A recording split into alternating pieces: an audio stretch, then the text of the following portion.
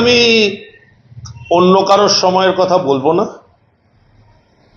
বিধাননগর পৌর নিগম হয় 2015 সালে এবং 2015-য় মেয়র হিসাবে আমি আসীন হওয়ার পরে 2015 থেকে 2019 জুলাই অবধি দায়িত্ব নিয়ে আমি বলতে পারি বেআইনি নির্মাণ জিরো টলারেন্স, এবং তখন অ্যাকশন টেকেন ভুড়ি ভুড়ি ছিল এবং অসৎ ব্যবসায়ীরা, অসৎ প্রমোটাররা ভয়তে নির্মাণ করতো না, কারণ আমি টাইম দিতাম না। একদম আইনের পরিমণ্ডলে থেকে ডেমোলিশ করে দিতাম এবং মহামান্য আদালত 4 বছর আমি ছিলাম, একটা কেসেও আমাকে ভৎসনা শুনতে হয়নি। আমি পৌর নিগমকে ভৎসনা শুনতে হয়নি। এখন তো রোজ মহামান্য আদালতে গেলে ঘাড় ধাক্কা খাই আমরা। এফআইআর করুন, পুলিশ যাবে, সে তার জন্য তো আইন শৃঙ্খলা যদি অবনতি হয় পুলিশ দেখবে, সেটা তো পৌর কর্তৃপক্ষের ব্যর্থতা। যারা গেছেন তারা তো চোরকে বলবেন চুরি করো আর গৃহস্থকে বলবেন জেগে থাকো।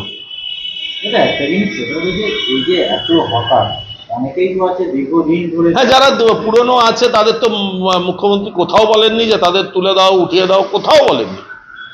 তাদের একটা সিনক্রোনাইজ করে, আপনাদের একটা উদাহরণ দিই। আমি যে ওয়ার্ডের পৌর প্রতিনিধি, সুইমিং পুল চত্বরে আপনারা এসে দেখবেন একটা ফুড জোন আছে, সেখানে 8টা আছে। আমি 30 বছর পৌর প্রতিনিধি, ওখানে পৌরসভা হওয়ার অনেক আগে থেকে ওরা প্রায় 50 বছর ধরে বসে আছে। ওই 8টাকে কখনো 9টাও দেখবেন না, কখনো 7টাও দেখবেন না, ওই 8টাই থাকে, ভিডিওগ্রাফি করা আছে।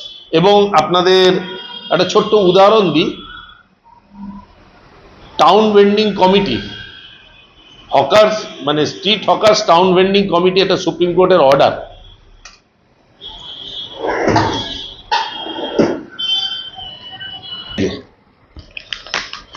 এর জন্য পড়াশোনা করতে হয়, খাটাখাটি করতে হয়। Street vendors protection of livelihood and regulation street vending committee act, এটা আইন, স্ট্রিট ভেন্ডার্স হকার্স রেজিস্ট্রেশন, এবং এটা সুপ্রিম কোর্টের অর্ডার।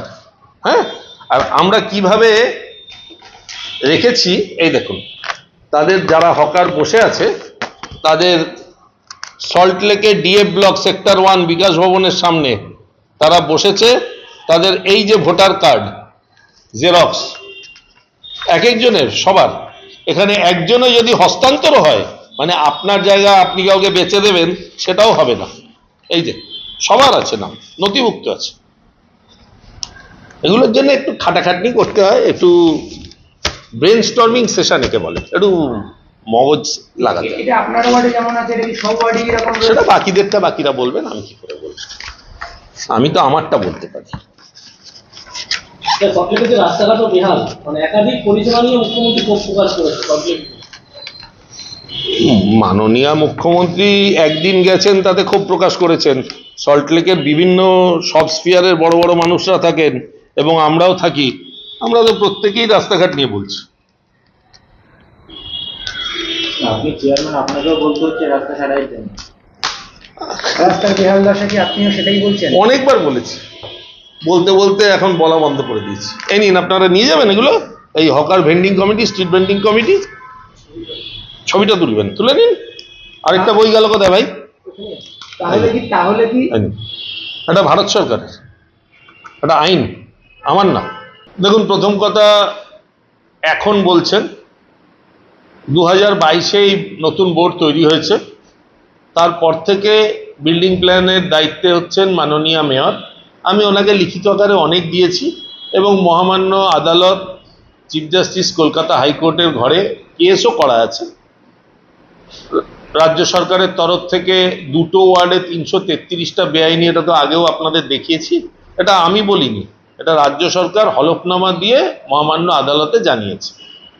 তো এখন বিধাননগরের একজন আবাসিক হিসাবে আমি বলতে পারি,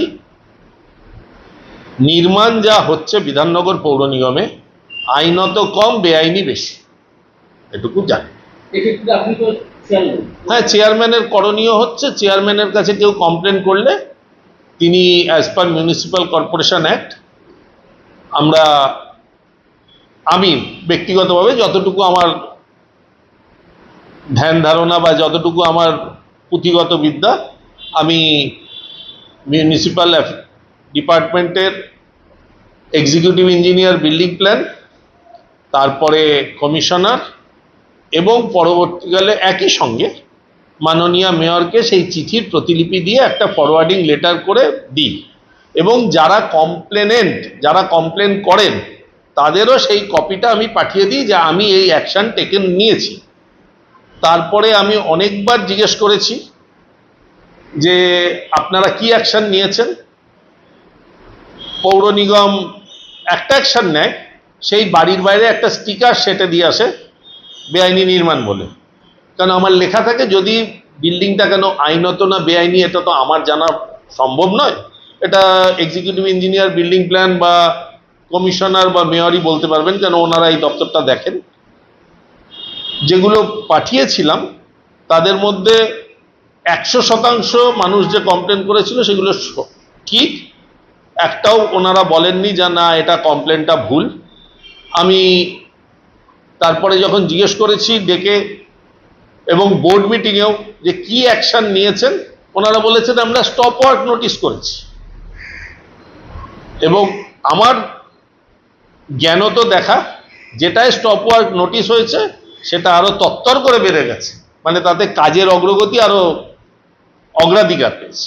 আরো দাবি করছে যে মেয়র যে কাউন্সিলর এবং পুলিশ চোখ বন্ধ করে আছে, কাউন্সিলর জানে না, হতে পারে না, তার মানে দেখুন, councillor as per municipal corporation act, আমি কাউকে কন্ট্রাডিক্ট করব না।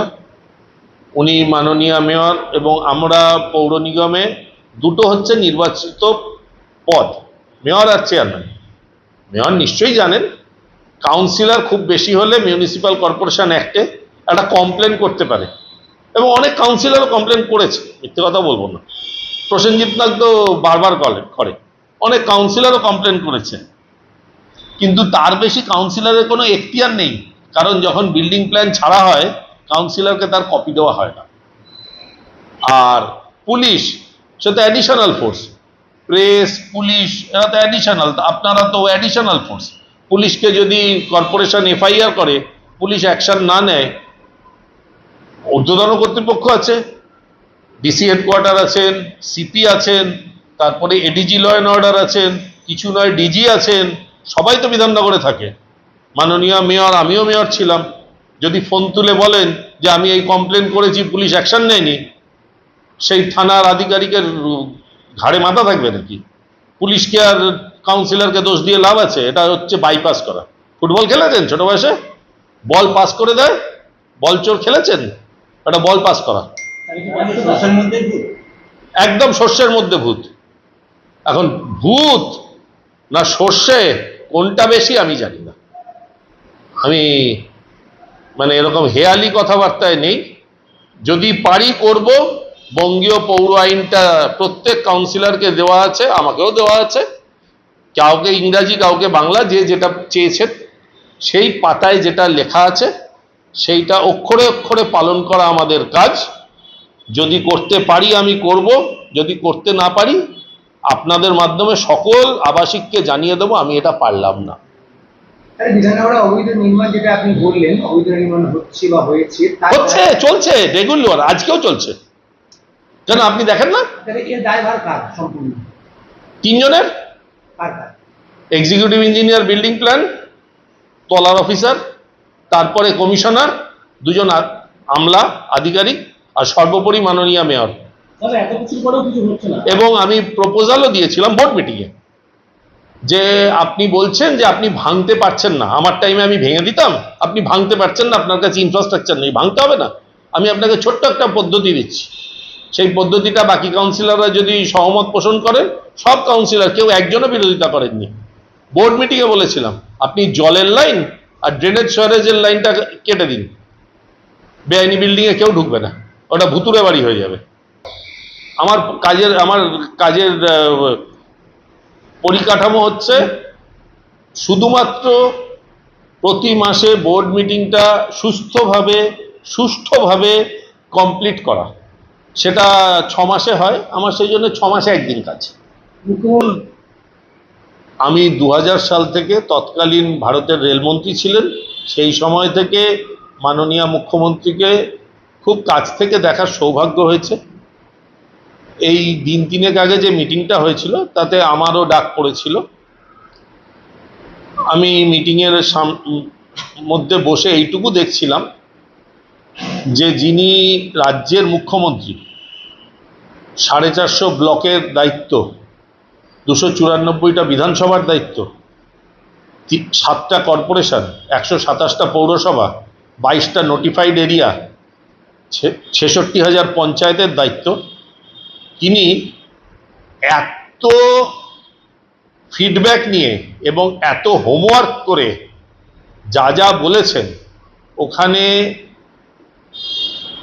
কোনো কন্ট্রাডিক্ট করার জায়গা রাখেননি। শুধু একটা জিনিস ওনার কাছে ছিল না, সেটা হচ্ছে উনি কলকাতা কর্পোরেশনের সম্বন্ধে বলছিলেন যে কলকাতা হকারদের ভিডিওগ্রাফি করেছিল। 2015 থেকে 2019 আমি ছিলাম, সেই সময় হকার এবং হোর্ডিংয়ের ভিডিওগ্রাফি আমরাও করেছিলাম। সেই ফিডব্যাকটা ওনাকে হয়তো কেউ দেয়নি। বিধাননগরে আছে। এবং গতকাল তো আপনাদের কোনো কোনো চ্যানেলে দেখলাম হোর্ডিং নিয়ে, তো হোর্ডিং তো মাননীয় মেয়রের দপ্তর, মেয়রকে জিজ্ঞেস করুন। 2022-এর ফেব্রুয়ারিতে আমরা বোর্ড হয়েছে, আজকে 2024-এর জুন, এখন অবধি কোনো হোর্ডিংয়ের টেন্ডার হয়েছে বলে আমার জানা নেই। ডিজিটাল খবরিলাল, খবর আপনাদের, নজর আমাদের।